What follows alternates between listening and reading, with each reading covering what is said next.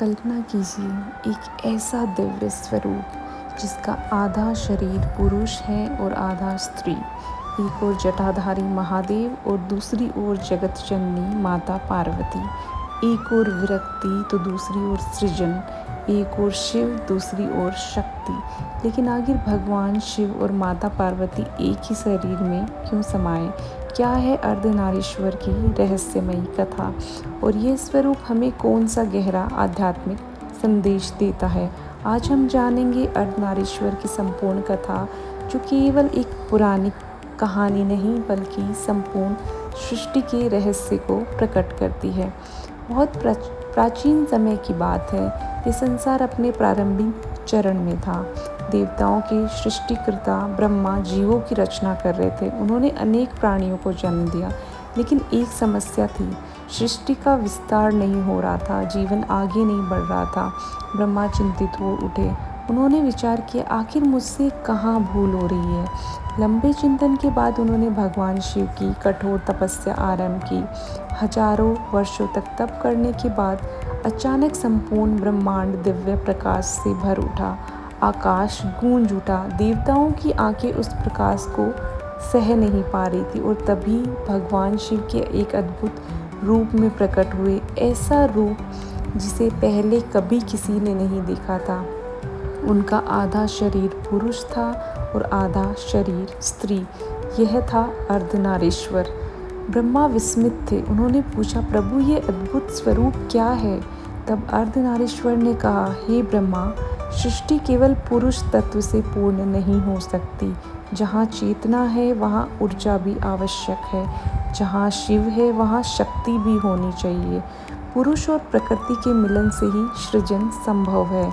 इतना कहकर अर्धनारीश्वर के स्त्री भाग से आदि शक्ति प्रकट हुई। वही शक्ति आगे चलकर समस्त सृष्टि की जननी बनी। ब्रह्मा को अब समझ आ चुका था, सृष्टि का आधार केवल शक्ति या केवल शिव नहीं बल्कि दोनों का संतुलन है। अब सुनिए वह कथा जिसके कारण अर्धनारीश्वर रूप सर्वाधिक प्रसिद्ध हुआ। प्राचीन काल में एक महान तपस्वी थे, भृंगी ऋषि। वे भगवान शिव के अनन्य भक्त थे। उनकी भक्ति इतनी गहरी थी कि वे केवल शिव की ही पूजा करते थे। लेकिन एक समस्या थी, वे माता पार्वती का सम्मान नहीं करते थे।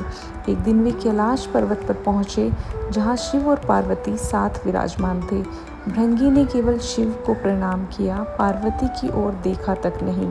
माता पार्वती ने मुस्कुराते हुए कहा, ऋषिवर, क्या आपको नहीं लगता कि शिव और शक्ति एक दूसरे से अलग नहीं है? भृंगी ने उत्तर दिया, मेरे आराध्य केवल महादेव है, मैं केवल उन्हीं की पूजा करूंगा। माता पार्वती ने शिव की ओर देखा और अगले ही क्षण वो शिव के शरीर में समाहित हो गई। दोनों का शरीर एक हो गया। संसार ने पहली बार अर्धनारीश्वर का दर्शन किया।